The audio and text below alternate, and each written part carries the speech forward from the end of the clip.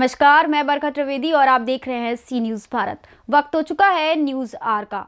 भारत सरकार के द्वारा जलमार्ग के जरिए पर्यटन को बढ़ाने के उद्देश्य से गंगा में क्रूज चलाया जा रहा है, जिसने विदेशी मेहमान सफर कर पर्यटन को बढ़ावा देंगे। इसी के क्रम में दुनिया के सबसे लंबे जलमार्ग पर सफर कर रहे गंगा विलास क्रूज आज गाजीपुर जनपद 30 विदेशी सैलानियों को लेकर पहुंचा, जिसका आगवानी जिला प्रशासन की तरफ से एडीएम अरुण कुमार सिंह और पुलिस के अधिकारियों ने किया। इस क्रूज का 13 जनवरी को प्रधानमंत्री नरेंद्र मोदी के द्वारा वर्चुअल रूप से हरी झंडी दिखाकर वाराणसी से रवाना किया जाएगा। आइए देखते हैं इस दौरान मौजूद क्रूज के हेडर राज सिंह काक्या का क्या कुछ कहना है इस खास रिपोर्ट में। हमने गंगा नदी के लिए स्पेशली बनाया है, जिससे कि लोग यहाँ आ सकें और इन एरियाज को जहाँ कोई नहीं जाते लोग देख सकें। ये जहाज कहाँ से चली और कहाँ तक जाएगी और क्या है पूरा कुछ डिटेल? ये देखिए, ये जहाज जो है इसकी खासियत ये है कि ये मेड इन इंडिया में है, ये इंडिया में बना है। इसका पूरा क्रू जो है, जो भी है, वो सब इंडियन है। और तीसरी चीज़ ये है कि वो सब अलग अलग प्रांतों से आए हैं। यूपी के लोग भी हैं, बिहार के लोग भी हैं, वेस्ट बंगाल के भी हैं, उड़ीसा है, पंजाब है, एमपी है, राजस्थान है, उत्तराखंड है, तो सब जगह से लोग आए हुए हैं। ये जहाज कलकत्ता से चला था और ये बनारस में ये पहुंच जाएगा कल रात को। कितने क्रूज में कितने यात्री हैं? हाँ, क्रूज में 30 यात्री हैं इस वक्त, और ये यात्री बनारस में उतर जाएंगे। बनारस में दूसरे यात्री जो हैं वो आके चढ़ेंगे, क्योंकि इन्होंने तो यात्रा कर ली, सब चीज देख ली, तो वो लोग नए लोग आके बनारस में कल चढ़ेंगे। कहाँ तक जाएगा? सर, सर जो क्रूज जो है कोलकाता से चली है और बनारस तक पहुंचेगी, ऐसे में कौन कौन से पर्यटक स्थल मिले हैं जहाँ सैलानी जो है उसका लुत्फ उठाए? बहुत से सब अलग अलग प्रांतों में बहुत से पर्यटक स्थल हैं। जैसे आपका गाजीपुरी है, गाजीपुर है यहाँ, फिर उसके बाद में बनारस है, और इससे पहले हम वहाँ भी रुके थे, बक्सर में रुके थे, और बक्सर से पहले हम एक गांव में रुके थे, बलिया में, तो वहाँ भी रुके थे। तो ऐसी बहुत सी जगह हैं जो छोटी छोटी, यहाँ कोई नहीं जाता है, वहाँ भी गांव में रुकते। उससे पहले हम रुके थे एक जगह चिरान आर्कियोलॉजिकल जियोग्राफिकल साइट है, उससे जो कि गंगा के किनारे है।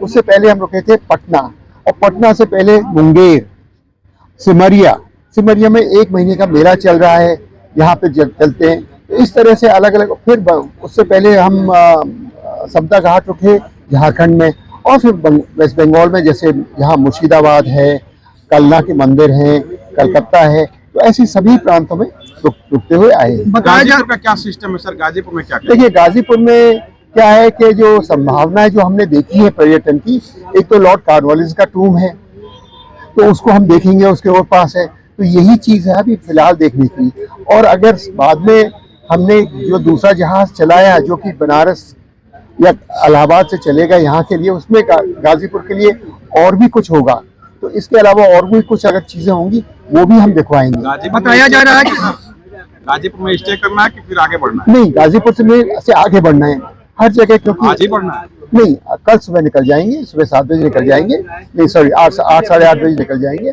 तो क्या है कि जो भी ऐसी चीजें हैं वो देखने को मिलती हैं लोगों को, जहाँ कम लोग आते हैं या नहीं आते हैं, और जो गंगा जी के किनारे हैं, जहाँ रहने के लिए भी सुविधाएं नहीं है या कनेक्टिविटी नहीं है।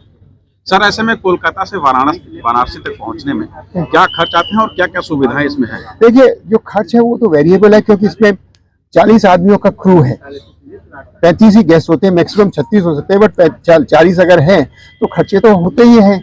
और क्योंकि इसमें अपने खुद के सिस्टम है इस जहाज में, तो इसके खुद के पास जनरेटर्स, अगर कुछ भी नहीं हो तो इसके पास सारी सिस्टम है कि अपने आप अपने सिस्टम से 40 दिन तक 50 दिन तक चल सकता है कि नहीं?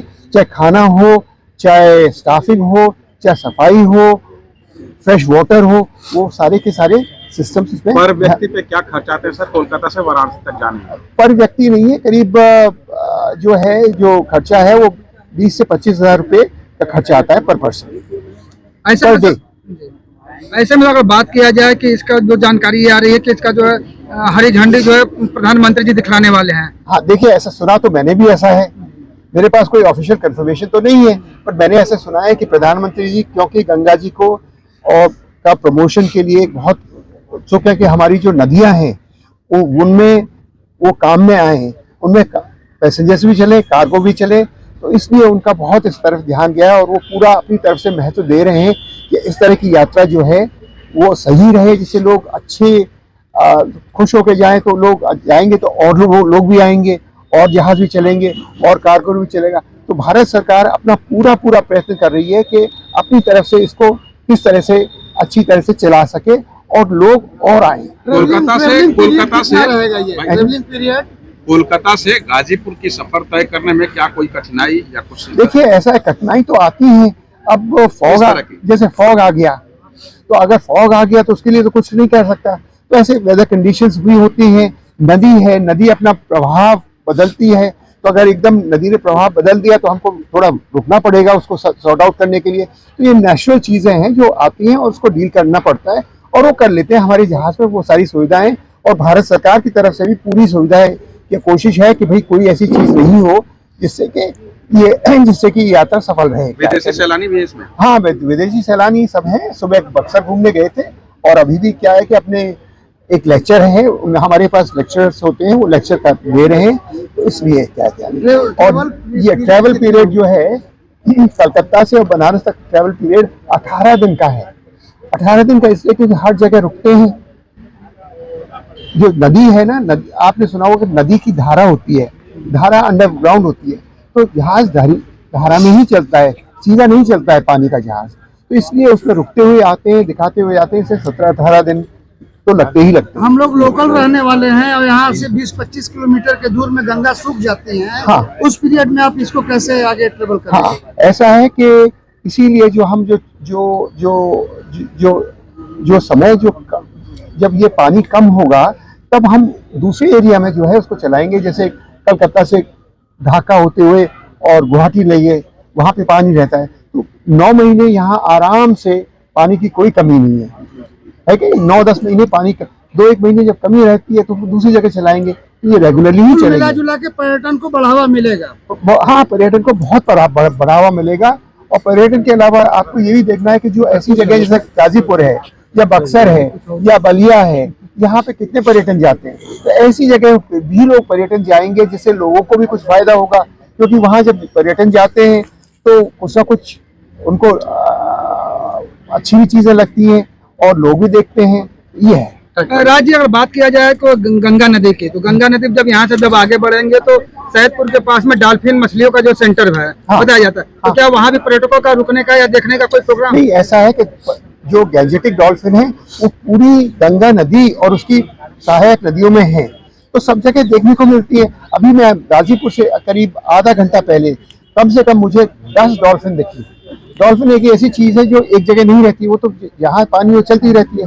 तो वो रुकने से वो तो आपको देखनी पड़ेगी, उसको ऑब्जर्व करना पड़ेगा, उसके लिए समय निकालना पड़ेगा। तो वो दिखती है क्या है क्या नहीं है। और सभी जगह उनको खतरा कोई खतरा नहीं है। समुद्र में व्हेल कितनी मछलियां हैं, कितने जहाज चलते हैं, आप देखें ना कितने जहाज चलते हैं, है ना। तो ये है, ऐसी कोई मतलब मैं आपको इसलिए कह रहा हूँ क्योंकि मैं बायोलॉजिस्ट खुद हूँ, जूलॉजिस्ट हूँ, तो मुझे मालूम है।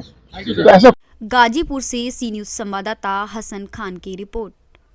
फिलहाल के लिए इस खबर में बस इतना ही। देश दुनिया की तमाम खबरों के लिए देखते रहें सी न्यूज भारत। हर खबर आपके साथ, आपके हाथ।